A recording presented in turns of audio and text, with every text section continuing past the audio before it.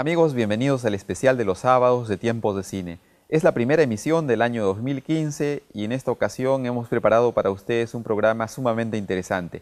Vamos a compartir un material sobre los inicios del cine francés, donde recordaremos los aportes más importantes de los hermanos Lumière, del mago del cine francés Georges Méliès y de Jean Cocteau. Vamos a proyectar también un corto animado francés del año 2000, Oscar en la categoría Padre e Hija. Tendremos también una lista de las 10 mejores películas y mejores actuaciones del año pasado y, como siempre, una síntesis de la cartelera local. Empezamos pues nuestro programa con el especial del cine francés. El séptimo arte tiene su origen en Francia. La primera proyección cinematográfica pública, con 35 espectadores, se produjo en el Salón Indian del sótano del Gran Café, situado en el Boulevard des Capucines, número 14 de París.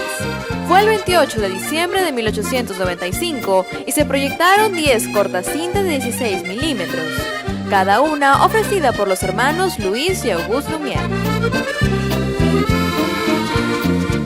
Nacía el séptimo arte, un nuevo medio que revolucionaría el mundo del espectáculo, el cine.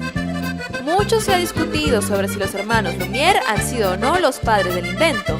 Lo cierto es que el cinematógrafo es la culminación de una serie de ideas que ya habían sido llevadas a la práctica en un proceso que duraría muchos años.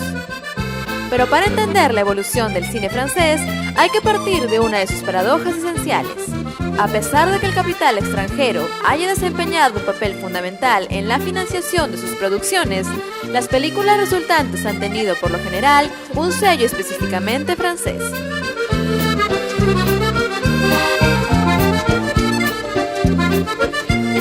Sin embargo, los Lumière solo veían en su invento un interés científico y pensaron que el cine nunca conseguiría un gran porvenir comercial, lo que les llevó a dejar de rodar en el año 1900. Más tarde, Georges Méliès consiguió superar el estadio documental de los filmes de los Lumière al realizar películas que contaban historias y tenían un argumento. Así también, en 1896, funda la primera empresa de producción cinematográfica, la Star Film. Es así como Georges Méliès pasa a la historia como el creador del cine como espectáculo. Algunos de sus más conocidos filmes salidos de sus estudios son El viaje de Gulliver, del año 1902, Viaje a la Luna, también de 1902, y 20.000 leguas de viaje en submarino, del año 1907. El sistema de Georges Méliès fue perfeccionado por Charles Pathé, coetáneo suyo y fundador de unas entidades industriales como estudios, talleres de revelado, locales públicos de proyección, entre otros, que contribuyeron a que la producción francesa dominara el mercado europeo y lograra un verdadero poderío económico.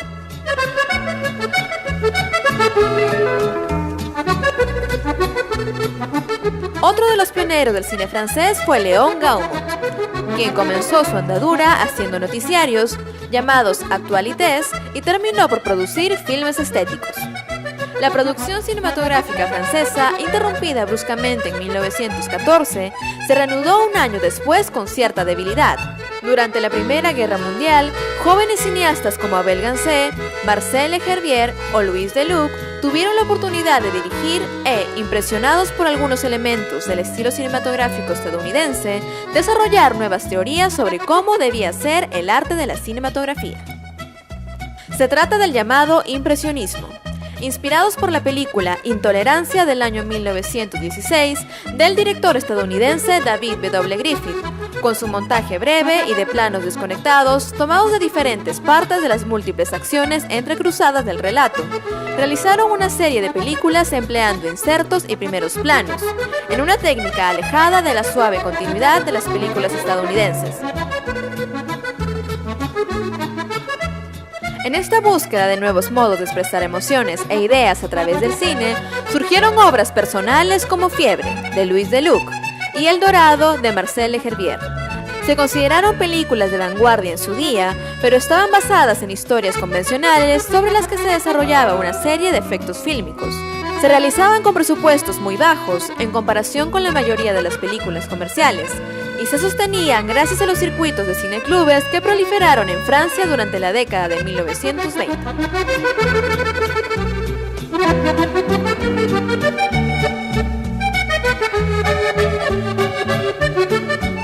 No solo películas de vanguardia, sino incluso las películas francesas más comerciales de aquella época, apenas se veían en otros países, en parte debido a la pobreza de su producción y en parte al anticuado de sus resultados finales.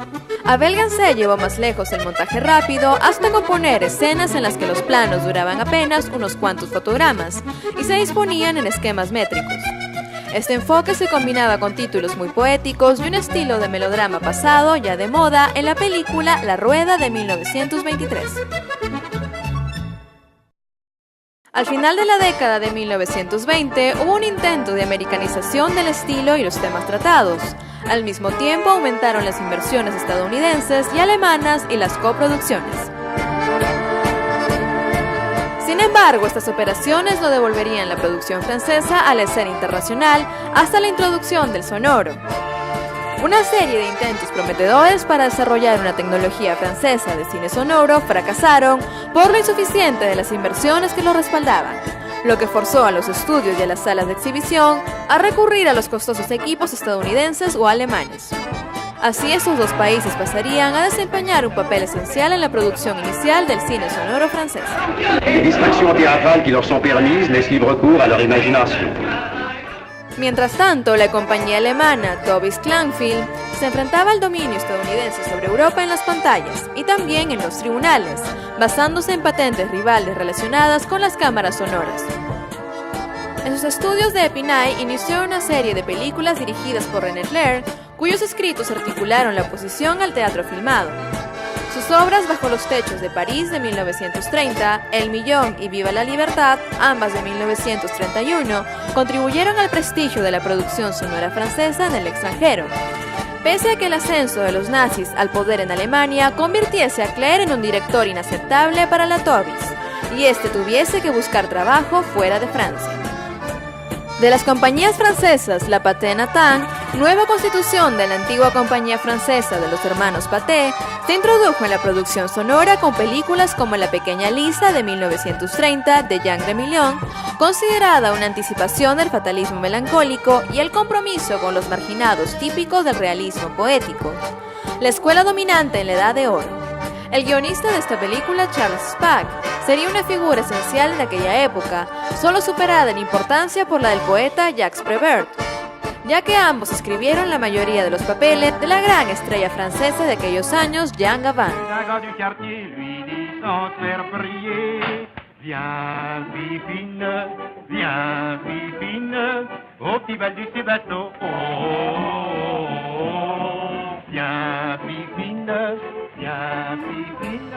La contribución de Prévert a través de una larga colaboración con el director Marcel Carné dio como resultado la película El Muelle de las Brumas de 1938 y Amanece de 1939.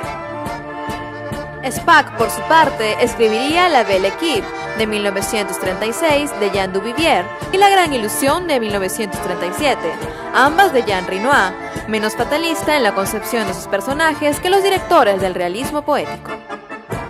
Gaumont quebró en 1934, seguida en 1936 por la Pathé Natin, en escandalosas circunstancias, pese a lo cual la calidad de las películas de este periodo no decayó. De hecho, otra de las paradojas de la industria cinematográfica francesa radica en que sus máximos logros artísticos se dieron estrechamente unidos al fracaso de sus grandes compañías en su intento de dominar la producción, distribución y exhibición. Un director y guionista muy importante en la historia del cine francés y mundial es Jean Cocteau. Su primera película, La sangre de un poeta, del año 1930. Las películas de Cocteau, en su mayoría escritas y dirigidas por él, fueron especialmente importantes en la introducción del surrealismo en el cine francés. Varias de ellas, especialmente La Bella y la Bestia de 1945, Orfeo de 1950 y Los Muchachos Terribles de 1920, han llegado a ser consideradas clásicas del cine moderno. Con estas películas captó la atención del público. Su objetivo no era únicamente el de aprender la técnica necesaria, al mismo tiempo estaba intentando descubrir una estructura, unos enfoques temático y visual que le permitieran expresar sus mitos y obsesiones privadas en términos accesibles para el gran público. La moraleja a extraer de estas anécdotas es que en el cine francés la figura del creador personal ha tenido tanto peso como el de la rigidez de las estructuras y los prejuicios de su industria y sus directivos. Es este cine personal el que le ha proporcionado el éxito fuera de sus propias fronteras, permitiendo a Francia, tras el final de la Segunda Guerra Mundial, situarse inmediatamente detrás de Estados Unidos en el número de películas exportadas. No te pierdas la segunda parte de la historia del cine francés el próximo sábado en Tiempos de Cine. Los invito a que no se desprendan de sus televisores. Después de la pausa proyectaremos el corto animado francés Padre e Hija, Oscar en la categoría del año 2000.